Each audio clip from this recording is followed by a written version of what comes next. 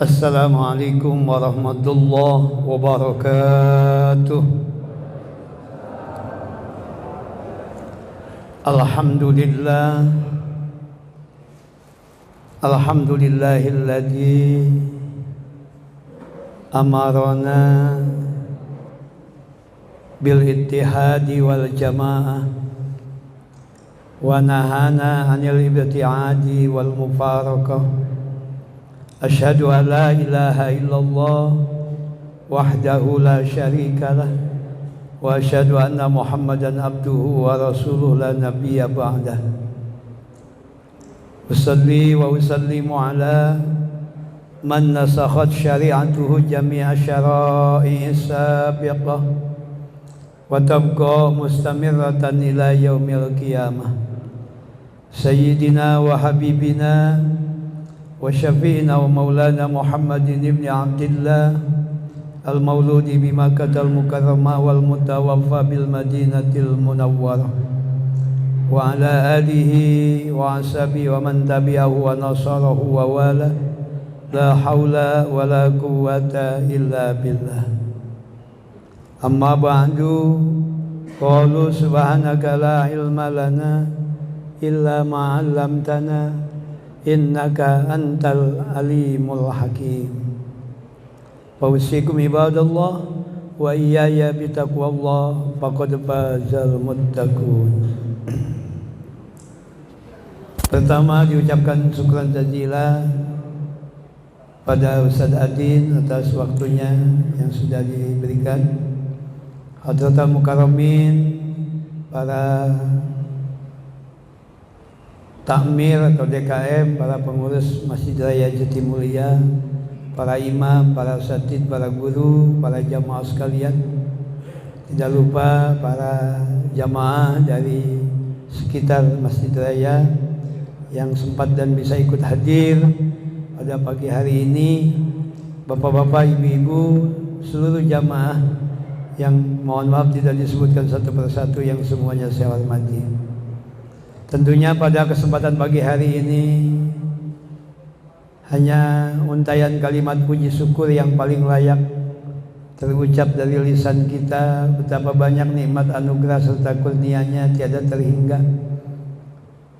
Alhamdulillah di pagi hari ini kembali kita bisa berjumpa, bersua, bertatap muka, bisa melaksanakan salat subuh berjamaah, bisa dilanjutkan dengan zikir berjamaah dan dilanjutkan dengan thalabul ilmi atau pengajian.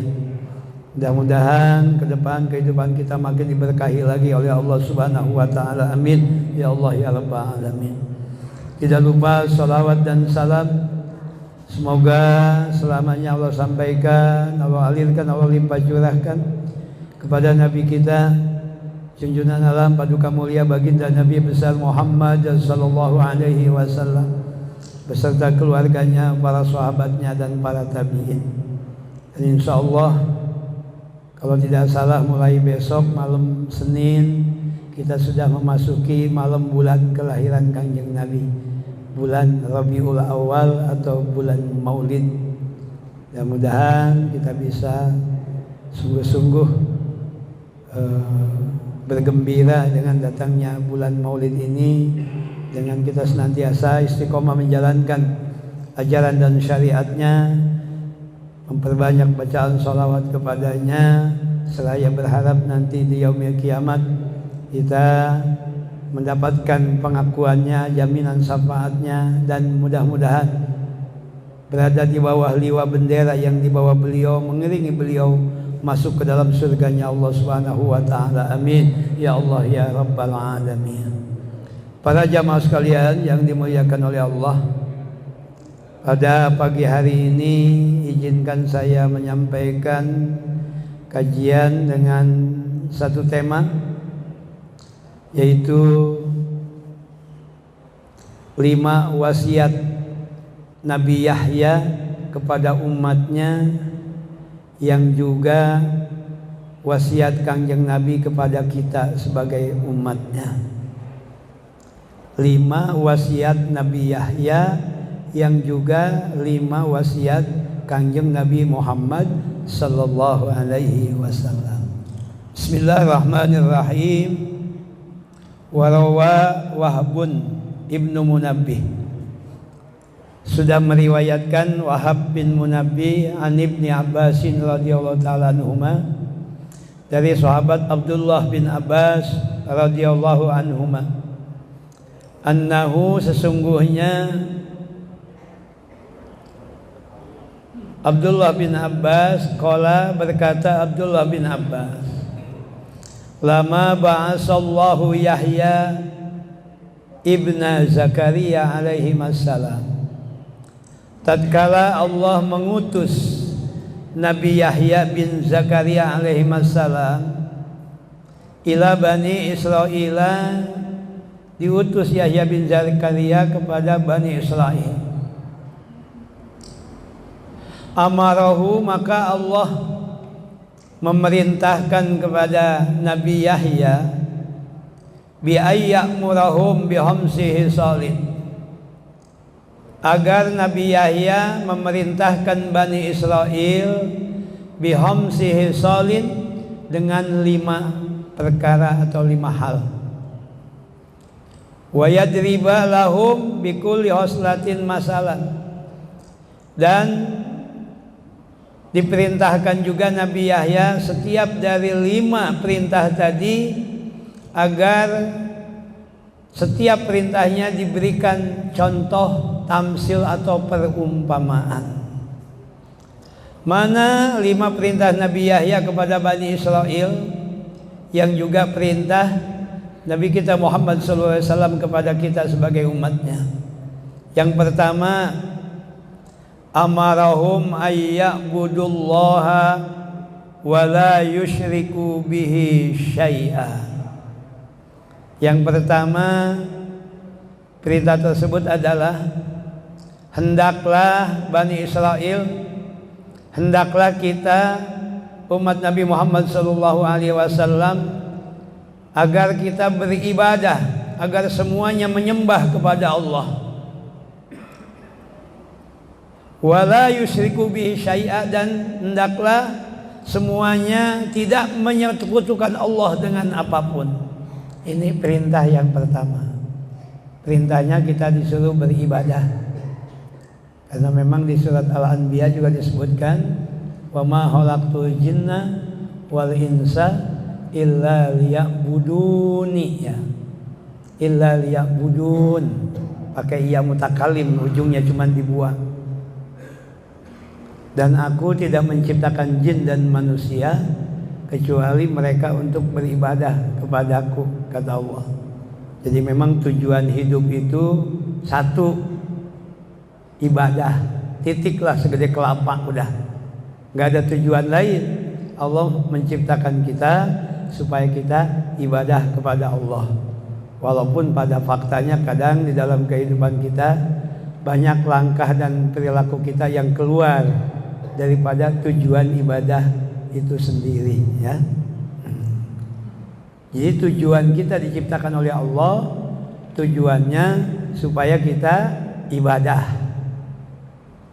Tukang kayu bikin kursi, tujuannya supaya kursi bisa digunakan untuk duduk, ya. Allah menciptakan kita tujuannya supaya kita mau beribadah. Tukang kayu bikin kursi, tujuannya supaya kursi bisa digunakan untuk duduk. Kalau faktanya ternyata kursi tersebut tidak bisa digunakan untuk duduk, kursi apa namanya? Itu namanya kursi rusak. Kursinya rusak, jadi nggak bisa dipakai duduk. Allah menciptakan kita tujuannya supaya kita beribadah. Kalau faktanya ternyata banyak di antara kita yang tidak mau beribadah, berarti kita adalah manusia rusak, gitu aja. Iya, kita nggak ibadah berarti rusak. Pak RT, Pak RW, Pak Lurah nggak sholat berarti rusak. Pak Camat, Pak Bupati, Pak Gubernur, Pak Menteri nggak sholat berarti rusak. Pak DPR yang gajinya selangit sama presiden nggak sholat berarti rusak. Gimana caranya kursi yang rusak supaya bisa digunakan untuk duduk lagi, supaya ada gunanya, fungsinya kembali kepada fungsi tujuan dibuatkannya kursi tadi? Ya satu-satunya jalan adalah kursinya dibenerin, dibetulin, direparasi. Ya, kalau orang rusak nggak mau ibadah, gimana caranya supaya orang ini mau ibadah? Ya dibenerin, dibetulin, didandanin. Kalau yang benerin yang benerin kursi ya tukang kayu. Kalau yang benerin orang ya guru-guru ngaji, para kiai, para alim ulama. Kalau tukang kayu alatnya martil sama paku, kalau para kiai, para alim ulama benerin umat menggunakan Al-Quran dan hadis Kanjeng Nabi Muhammad Sallallahu Alaihi Wasallam dengan penjelasan daripada ijma ulama dan qiyas. Nah ini para jamaah sekalian. Jadi wasiat pertama Nabi Yahya yang juga wasiat Nabi kita untuk kita adalah hendaklah kita beribadah kepada Allah. Bukan cuma beribadah kepada Allah, wala yusyriku bi syai'a, dan dilarang untuk menyekutukan Allah. Tidak boleh berbuat syirik, ya, menduakan Allah. Kalau syirik itu kan menduakan Allah. Seharusnya kita menyembah Allah. Kadang kita mau menyembah Allah tapi juga menyembah yang lain. Syirik itu kan ada syirkul jali, ada syirkul khafi. Kalau ngaji hikam malam minggu itu seperti itu. Ada syirik yang besar, syirik yang nyata. Kita menyembah berhala, menyembah keris, ya, menyembah ajimat menyembah pohon besar, ya, menyembah matahari, menyembah tuhan-tuhan selain Allah. Itu syirik, ya, syirik yang nyata. Ada syirkul khafi, syirik yang samar. Kalau syirik yang samar itu adalah aria, pamer, ya, menyekutukan Allah dalam tujuan ibadah, yang seharusnya ibadah itu hanya kepada Allah, tapi dia bukan ingin mendapat ridho Allah, tapi ingin mendapat pujian-pujian dari manusia dan keuntungan-keuntungan yang lainnya. Maka itu adalah syirik juga, cuman syirkul khafi. Kenapa kemudian Nabi Yahya berwasiat ketika kita disuruh beribadah tidak boleh melakukan kesyirikan? Maka wadaraba lahum masalah, Nabi Yahya memberikan perumpamaan orang yang beribadah melakukan kesyirikan. Apa perumpamaannya? Kata Nabi Yahya, masalu syirki kamasali rajulin istara abdan min halisi malihi summa askanahu daron wa zawwajahu jariyatan lahu wa dafa ilaihi malan wa amarahu ayyat tajira fihi wa yakulu minhu ma yakfihi wa yu'addi ilaihi fadla rubhi fa amidal abdu ila fadli rubhi fa ja'ala yu'tihi li aduwihi wa sayyidihi wa yu'ti li sayyidihi minhu syai'an kasira atau syai'an yasira fa ayyukum yardo bimisli hadzal abdi. Perumpamaan melakukan syirik itu diumpamakan seperti seseorang membeli seorang hamba sahaya. Ada juragan, ada tuan orang kaya membeli budak atau hamba sahaya. Kemudian hamba sahaya tersebut diberikan kehidupan yang layak, dipenuhi kebutuhannya, bahkan diberikan rumah tempat tinggal, bahkan dinikahkan dengan perempuan yang dicintainya, kemudian dikasih modal untuk berdagang, untuk berusaha, mencari uang, dan banyak keuntungan yang didapat, yang diraih oleh si hamba sahaya tadi. Kemudian setelah dia mendapatkan keuntungan yang banyak, hasil keuntungan dari dia berdagang yang dimodalin oleh tuannya tadi, justru keuntungannya yang paling banyak diberikan kepada musuh daripada tuannya. Sedangkan tuannya sendiri cuma dikasih sedikit. Bayangkan kira-kira ini tuannya ridho enggak sama si hamba sahaya ini. Itulah perumpamaan syirik. Seperti itu kata Nabi Yahya.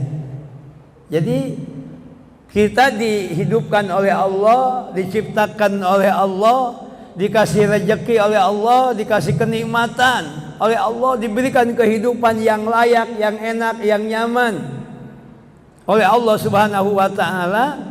Tapi kemudian kita punya keyakinan bahwa ada Tuhan selain Allah Subhanahu wa ta'ala. Maka bagaimana mungkin Allah akan ridho kepada kita? Allah yang ngasih segalanya kepada kita, tapi kita justru malah menduakan Allah, bahkan Allah dikesampingkan. Inilah perumpamaan berbuat syirik. Maka dosa yang paling besar adalah syirik. Kalau di Al-Quran itu disebutkan innallaha la yaghfiru ayyushraka bihi wa yaghfiru ma duna dzalika liman yasha. Allah tidak akan mengampuni dosa syirik, dan Allah akan mengampuni dosa di bawah dosa syirik. Nih para jamaah sekalian, ini perintah yang pertama daripada Nabi Yahya alaihissalam. Yang ini juga kemudian di hadis disebutkan diperintahkan oleh Nabi kepada kita sebagai umatnya, disuruh beribadah dan jangan menyekutukan Allah. Jadi kita diperintahkan untuk bertauhid, ya, untuk bertauhid, untuk punya i'tikad bahwa tidak ada zat yang bisa memberikan manfaat dan menyelamatkan kita dari madarat, mencegah dari madarat, kecuali hanya satu, zat Allah Subhanahu wa ta'ala. Kalau ngaji kitab-kitab tauhid, ya, kayak dari mulai Tijanud Darori, ya, Fathul Majid, Kifayatul Awam, kesananya Sanusi, kesananya kitab Ummul Barohin, kemudian kitab Ad-Dasuki dan lain sebagainya. Kalau kita punya keyakinan, itu kan sumber-sumber kesirikan itu banyak, ya, sumber-sumber kesirikan itu banyak.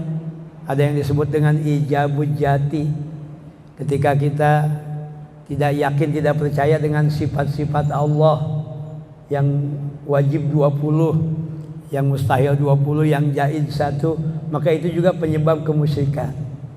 Kemudian apalagi taklidur rodi.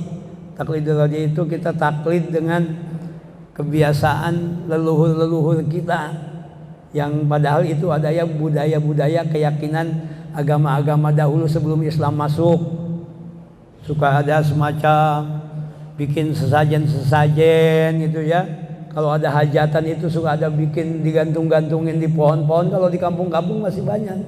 Itu karena mereka mengikuti paham-paham orang tua mereka. Mereka berkeyakinan kalau nyuguh dengan lelembut-lelembut makhluk halus, ya, animisme gitu, ya, dinamisme, itu mereka hajatannya akan banyak kondangannya, untung besar dan lain sebagainya. Itu udah itu karena ikut mereka. Kalau kita kasih saran, ya agama kita pakai katanya gitu. Kalau pendapat orang tua juga jangan ditinggalin karena takut kewalat. Ini taklidul rodi namanya itu. Jadi suka mengikuti, padahal ketika turun ayat ya ayyuhalladzina amanu dukhulu fis-silmi kaffah, hai orang-orang yang beriman, masuklah kalian ke dalam Islam secara kafah, secara menyeluruh. Itu adalah asbabun nuzulnya karena memang banyak para sahabat di Madinah yang masih masih mengadopsi atau melanjutkan keyakinan-keyakinan sebelum masuk Islam. Ketika sudah masuk Islam itu masih diperjalankan. Termasuk hari raya mereka, walaupun sudah ada Idul Fitri, Idul Adha, mereka masih merayakan hari raya agama mereka yang sebelumnya. Padahal harus kafah masuk Islam. Ini penyebab kesyirikan juga. Dan ada lagi penyebab kesyirikan itu apa? Ijabul jati taqlidur radi rabtul adi. Keterikatan dengan adat. Ya. Keterikatan dengan adat itu penyebab kemusyrikan juga, Pak. Cuman ini yang paling sering terjadi di kita. Keterikatan dengan adat itu kebiasaan. Kebiasaan itu kita kalau makan, habis makan perut kita kenyang. Kita minum, kalau habis minum kita jadi seger. Kita kalau kena api tangan kita panas, itu adat. Nah, keterikatan dengan adat ini juga bisa penyebab kesyirikan, Pak. Kalau ngaji kitab-kitab tauhid itu umpamanya kita punya itikad yang mengenyangkan kita itu adalah nasi, bukan Allah. Itu sepakat, Pak, ulama tauhid tentang kemusyrikannya. Tidak tembus, kita mah tembusnya ke johirnya, ke syariatnya doang. Bahwa yang bikin kenyang itu nasi, yang mengenyangkan itu nasi. Allahnya lupa. Nah itu rabtul adi. Atau kita minum segar. Kadang kita minum obat dari warung aja kita ingatnya ke obatnya kalau sembuh. Aduh tadi saya masuk angin kok enak banget. Tapi setelah minum jamu tolak miskin, saya jadi sehat lagi, sembuh. Allahnya lupa. Kalau cuma di mulut nggak tembus ke hati nggak apa-apa. Ini kan kadang tembus ke hati. Seolah-olah yang menyembuhkan itu obat, padahal yang menyembuhkan adalah Allah Subhanahu wa ta'ala. Ini hati-hati, Pak. Makanya tauhid itu harus betul-betul terpatri di dalam hati. Jadi harus betul-betul tertanam bahwa tidak ada zat yang mampu memberikan manfaat dan menolak madarat kecuali hanya satu, yaitu Allah Subhanahu wa ta'ala. Jangan terjebak dalam kebendaan, maka itu akan membuat kesyirikan. Itu khawatir kita nanti perumpamaannya seperti kita dikasih kehidupan, dikasih kenikmatan oleh Allah, tapi kita justru malah menuhankan selain Allah. Itu Allah tidak akan ridho kepada kita. Ini yang pertama, perintah Nabi Yahya kepada umatnya, sebagaimana perintah baginda Nabi kepada kita sebagai umatnya. Itu yang pertama. Yang kedua, wa amarahum bis salat. Perintah yang kedua yang dilakukan oleh Nabi Yahya kepada Bani Israel, yang juga perintah Nabi kepada kita, adalah diperintahkan untuk mendirikan salat. Untuk mendirikan salat. Dan kalau kita mendirikan salat, harus betul-betul melaksanakannya dengan benar. Karena perintah di Al-Quran juga bukan if'alus sholah, i'malus sholah, bukan. Lakukan sholat, kerjakan sholat, enggak. Tapi perintahnya aqimus sholah, dirikan sholat. Jadi bukan semata-mata hanya melaksanakan, tapi harus ada usaha kesungguhan dari kita untuk melaksanakan sholat tersebut dengan sebenar-benarnya, dengan memenuhi syaratnya, memenuhi rukunnya, menjaga konsentrasi dan kehusuannya. Itu seperti itu baru namakan dengan aqimus sholah. Nah ini diperintahkan oleh Nabi Yahya kepada Bani Israel. Nabi kita juga memerintahkan kita untuk menjaga sholat yang 5 waktu. Itu seperti itu. Di Al-Quran kita udah tahu lah banyak ayatnya yang merintahkan tentang sholat. Kenapa kemudian kita diperintahkan untuk mendirikan sholat dan mendirikan sholat itu dengan benar? Wa daraba lahum masalah. Nabi Yahya memberikan contoh dan tamsil atau perumpamaan bagi orang yang sholat tapi sholatnya tidak fokus, ya. Faqala, Nabi Yahya mengatakan, masalus sholati kamasalu rajulin istazana ala mulkin minal muluk fa uzina lahu fadahala alaihi fa aqbalal mulku alaihi biwajihi liyasma'a maqalatahu wayak dia hajatahu faja'ala yaltafitu yaminan wa shimalan walam yahtamma atau walam yahtammi liqadai hajatihi fa'aradu anhul mulku walam yakdi hajatahu. Perumpamaan orang yang sholat dan sholatnya tidak fokus seolah-olah seperti seseorang yang punya tujuan ingin bertemu dengan raja karena ingin menyampaikan aspirasinya dan dipenuhi semua keinginannya. Maka kemudian dia bikin upaya, bikin usaha, berupaya caranya gimana caranya supaya dikasih jadwal, dibikin schedule oleh raja mau menerima kedatangan dia untuk menyampaikan aspirasi dan tujuannya. Dan akhirnya itu bisa dia dapatkan. Dia dapat kesempatan bisa bertemu dengan raja, menyampaikan aspirasinya, menyampaikan maksud dan tujuannya. Ketika sampai waktunya, dia datang ke istana raja. Dan ketika datang ke istana raja, pintu dibuka, kemudian dia masuk ke dalam istana raja dan bertemu berhadapan dengan raja.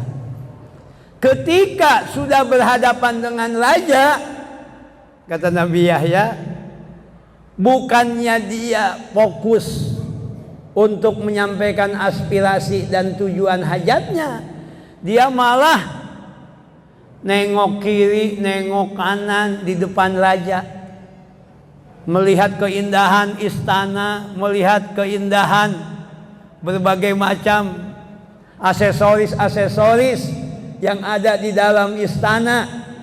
Bukannya fokus menghadap ke raja, menyampaikan tujuannya, menyampaikan aspirasinya, dia malah nengok kiri, nengok kanan, kagak merhatiin raja yang di depan dia. Maka karena dia tidak benar, tidak fokus, tidak menghargai sang raja, akhirnya sang raja boro-boro mengkabul hajatnya dan cita-citanya dan aspirasinya. Aspirasi dan hajatnya hanya belum tersampaikan karena orang tersebut sudah nggak fokus mikirin yang lain, nengok kiri, nengok kanan. Seperti itulah perumpamaan, kata Nabi Yahya, orang yang mendirikan sholat tapi sholatnya tidak fokus, sholatnya tidak khusyuk.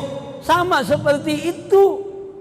Lagi sholat mikirin kerjaan, lagi sholat mikirin anak sekolah, lagi sholat mikirin lagi ada problem, masalah dan lain sebagainya. Seharusnya fokus menyampaikan aspirasi. Inni wajjahtu wajhiya lilladzi fataras samawati wal ardh. Ngomongnya mah begitu. Sesungguhnya aku menghadap kepadamu dengan segenap jiwa ragaku. Mulutnya baca doa iftitah begitu, tapi hatinya kemana-mana, melebar kemana-mana, jalan-jalan kemana-mana, ya. Nah, ya walaupun kita kadang suka pintar ngomong juga, lebih baik kita tetap sholat walaupun hati kita kemana-mana, daripada kita kemana-mana tapi tidak. Ya ada juga kan orang sekarang pintar ngomong begitu ya. Ya tapi kan bukan berarti kemudian kita memaklumi diri kita, kemudian kita berdiam diri di dalam satu makom yang kadang justru makom itu masih celaka. Gara-gara kita tidak fokus dengan sholat kita, ya kita harus berusaha gimana caranya.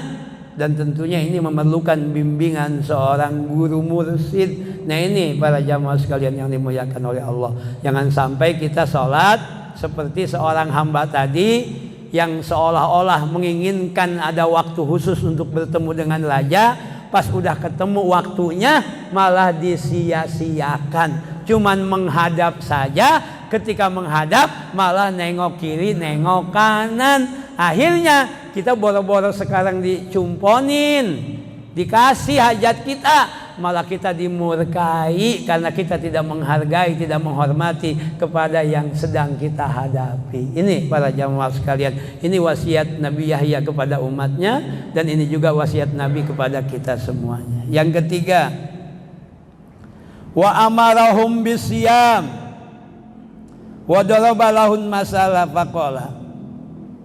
Kemudian Nabi Yahya memerintahkan umatnya untuk berpuasa. Nah, Nabi Yahya juga memerintahkan umatnya untuk berpuasa.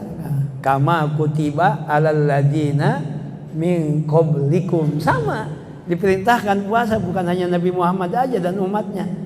Nabi Yahya juga diperintahkan untuk berpuasa.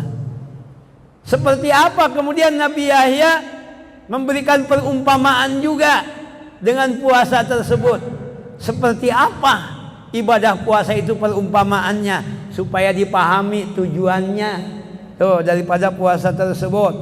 Wa daraba lahum masalah faqala, maka Nabi Yahya berkata, memberikan perumpamaan. Masalus shaimi kamasali rajulin labisa jubbatan lil kitab. Perumpamaan seorang yang sedang berpuasa diumpamakan seseorang yang menggunakan jubah, baju besi untuk berperang. Jadi ketika berperang pakai baju besi anti senjata. Kemudian dia mengambil senjata dia untuk berperang. Falam yasil ilahi aduwuhu, maka musuhnya tidak bisa berbuat apa-apa, walaupun dibacok, ditusuk, tidak mempan, karena dia sudah menggunakan baju besi anti senjata. Seperti itu. Walam ya'mal fihi silahu aduwihi, sehingga senjata musuhnya itu tidak mampu untuk mencelakai orang tadi yang ketika berperang sudah menggunakan baju besi, tutup kepala dari besi, sehingga walaupun senjata banyak yang mengenai tubuhnya, tidak ada yang melukainya, bahkan membunuhnya. Perumpamaan puasa seperti itu. Makanya Nabi Muhammad SAW mengatakan as-saumu junnatun, bahwa puasa itu adalah tameng.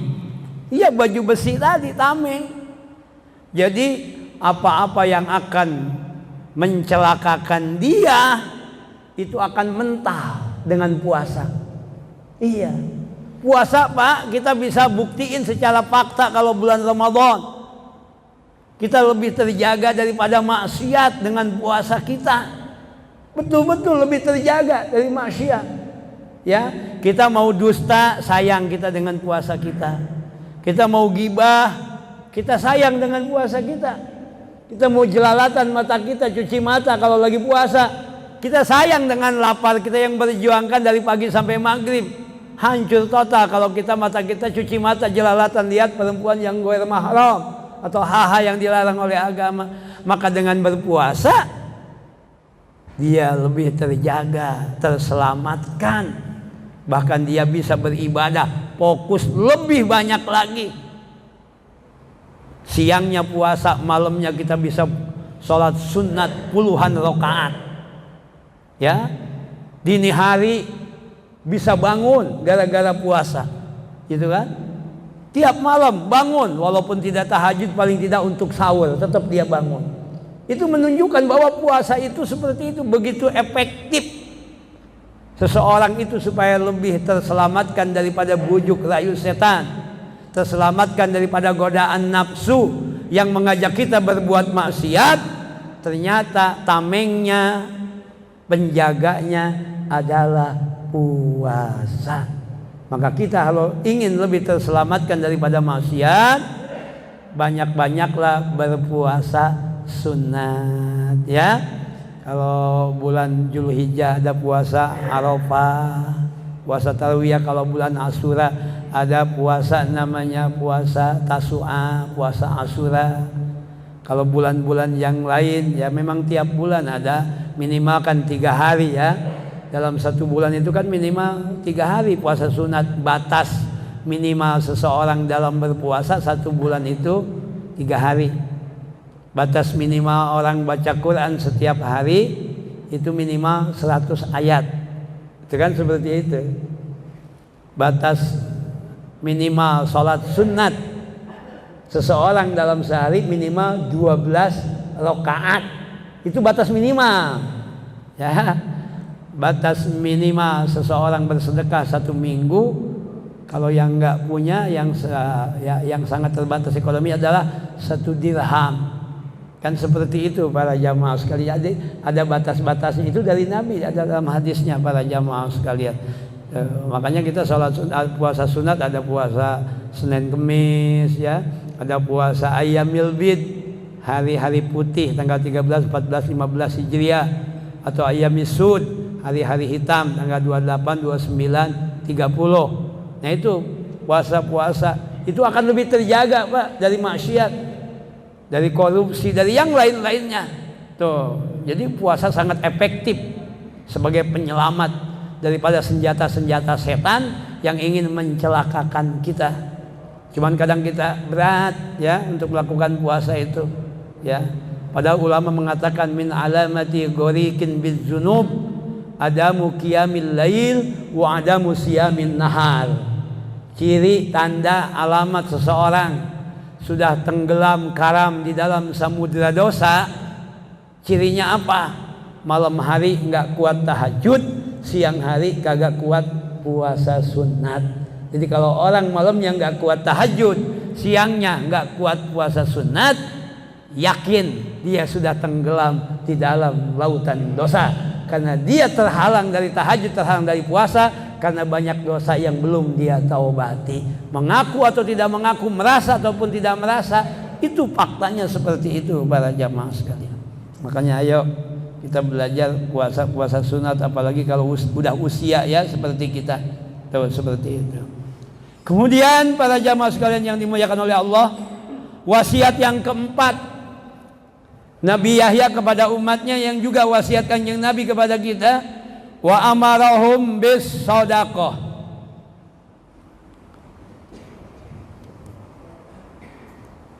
Nabi Yahya memerintahkan kepada umatnya atas perintah Allah, sebagaimana Nabi Muhammad memerintahkan kepada kita umatnya. Yang keempat adalah kita diperintahkan untuk bersedekah, ya, untuk bersedekah. Nih para jamaah sekalian, sedekah ya, ini dibiasakan. Tidak ada satu hari yang terbenam matahari di hari tersebut kecuali ada 2 malaikat yang turun, ya.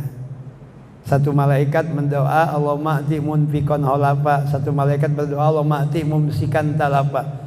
Kata malaikat yang satu, ya Allah, yang berinfak hari ini berikan pengganti. Kata malaikat yang satu, ya Allah, orang yang menahan hartanya tidak berinfak hari ini berikan kehancuran ya Allah. Itu seperti itu. Wa daraba lahum masalan, kemudian Nabi Yahya memberikan perumpamaan tentang sedekah. Seperti apa sedekah itu? Faqala, berkata Nabi Yahya, masalu sedaqati kamasali rajulin asarahu al-adu pastara minhu nafsahu bisamanin ma'lumin faja'ala bi amalin fi biladihim wa yuaddi ilaihim min kasbihi minal qalil wal kasir hatta pudia atau hatta pada nafsahu minhum fa'ataqa wa fakka minhum raqabatah. Perumpamaan sedekah yang kita lakukan para jamaah sekalian diumpamakan seperti seseorang yang ditawan oleh musuhnya. Ditawan oleh musuhnya,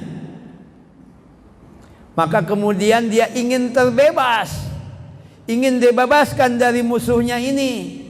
Kemudian musuhnya yang menawan kita, dia memberikan bandrol, memberikan harga. Kalau kamu punya duit sekian, kamu saya bebaskan. Maka kemudian dia dikasih kesempatan untuk bekerja, berusaha, mencari uang, baik keuntungan kecil, keuntungan besar. Maka kemudian dari hasil usahanya tersebut, dia ngeridit, dia nyicil, dia bayarkan kepada juragannya tadi sampai terlunasi.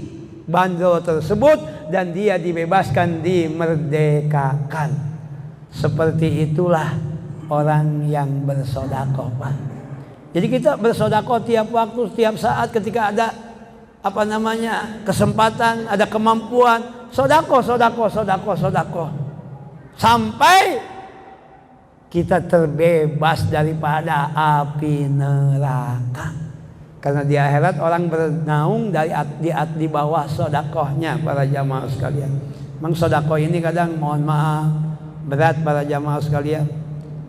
Orang bersedekah itu kayak orang mau perang, memerlukan mental. Kalau nggak ada mental mau perang takut. Sedekah juga begitu. Mau infak, mau sedekah, kalau nggak ada mental, ntar gimana ya bocah sekolah, nggak cukup nih biayanya. Ntar gimana nih, resiko dapur kurang ya. Itu seperti itu. Makanya pernah ada seorang kiai mengajar di sebuah majlis, mengeluarkan satu hadis Nabi, man tasaddaqa fakaan nama atau faqad fakalah ya sabaina syaitonan. Barang siapa mampu bersedekah, sungguh dia sudah mampu mengalahkan atau mengkaokkan 70 setan. Jadi sedekah itu penghalangnya itu 70 setan. Kalau kita bisa ngalahin 70 setan, baru bisa mengeluarkan sedekah. Ini ada jamaahnya dengar ini, dia terharu, tersentuh. Dia punya niatan ntar pulang mau ngambil duit, mau dikeluarkan untuk sedekah. Maka kemudian setelah selesai pengajian dia pulang, masuk ke rumah, kemudian masuk ke kamar, ngambil duit. Dari dalam kamar mau keluar rumah, di tengah rumah ketemu sama istrinya. Pak, mau kemana? Nah itu bawa duit segala, mau kemana kata istrinya? Ini Pak, tadi habis ngaji kata Pak Kiai, harus banyak bersedekah supaya kita tertebus daripada api neraka, terbebas daripada api neraka. Tuh, itu seperti itu. Kata istrinya apa? Jangan Pak, kan bocah mau daftar ulang, yang satu masuk kuliah, yang satu mau ini, mau itu, mau ini, mau itu. Iya, belum beli LKS, belum beli seragam, belum kita angsuran Pak, motor kita, rumah kita, mobil kita. Nah, ini suaminya kira-kira yang tadinya mau sedekah dihalangin sama istrinya, jadi nggak kira-kira sedekahnya? Kagak. Perempuan mah laki mah sama perempuan mah nurut, biar dia gagah, satpam, polisi, tentara, kiai. Kalau sama bini mah ngampleh udah ya. Iya ngampleh. Saya Pak pagi ini ceramah 4 tempat, pagi doang, belum siang, belum sore. Ceramah di luar. Ceramah itu di luar. Kalau di rumah dengerin ceramah sama. Di luar nyeramahin orang, di dalam rumah diceramahin istri. Itu ya. Aduh ya Allah. Gak jadi tuh mau sedekah karena dilarang sama istrinya. Yo, besoknya dia ngaji lagi ke kiai. Kiai, kemarin kan kata kiai kalau bersedekah itu mampu mengkaokkan 70 setan. Iya, udah dilaksanakan. Tadinya saya udah mau ngelaksanain Pak Kiai, saya tertarik dengan padilahnya. Terus jadi enggak. Kenapa? Yaitu saya boro-boro ngalahin 70 setan. Satu aja setan, udah gitu setan betina. Satu, bukan dia yang KO, saya yang KO. Nggak jadi itu. Masya Allah ya Rabbi subhanallah. Allahu Akbar subhanallah. Yang terakhir udah suruk ya. Wa amarahum bidzikrillah. Kemudian Nabi Yahya memerintahkan umatnya sebagaimana Nabi memerintahkan kita umatnya, bidzikrillah, untuk banyak berzikir kepada Allah, mengingat Allah. Wa darabalahum masalan, kemudian Nabi Yahya memberikan perumpamaan. Faqala masalul zikri kamasali qaumin lahum hisnun wa yuqarribuhum aduun wa ja'ahum aduwuhum padahulu hisnahum wa aglaqu alaihim babahu fahasinu anfusahum minal adu. Perumpamaan zikir itu adalah ibarat perumpamaan seseorang memiliki bunker, apa ya, tempat sembunyi kalau perang, apa namanya itu? Bunker atau benteng gitu ya, untuk supaya dia tidak tersentuh oleh musuhnya. Sehingga ketika musuhnya datang, mereka masuk ke bunker atau ke benteng tersebut dan mengunci seerat-eratnya kunci tersebut, sehingga musuh-musuhnya yang datang tidak mampu mencelakakan dia, menyerang dia, membunuh dia, karena dia sudah berada di tempat yang aman, di dalam bunker, di dalam benteng yang kuat, yang sudah dikunci rapat-rapat. Seperti itulah perumpamaan orang yang berzikir kepada Allah. Orang yang senantiasa berzikir kepada Allah, dia akan terpelihara, terjaga daripada bujuk rayu setan, ajakan-ajakan syahwat dari hawa nafsu. Itu akan bisa terselamatkan, terjaga dari itu semua kalau orang senantiasa banyak berzikir kepada Allah. Makanya kita banyak zikir kepada Allah. Fa iza qadaitumus shalah fadhkurullaha qiyaman wa qu'udan wa ala junubikum. Apabila kalian sudah menunaikan salat, maka berzikirlah kepada Allah dalam keadaan berdiri, dalam keadaan duduk, dalam keadaan berbaring. Berarti orang tidak keluar dari 3 kondisi tadi. Berarti setiap waktu, setiap saat, dalam kondisi apapun, kita diperintahkan untuk banyak berzikir kepada Allah. Maka kita akan selamat daripada bujuk rayu setan dan ajakan hawa nafsu. Wallahu a'lam bishawab.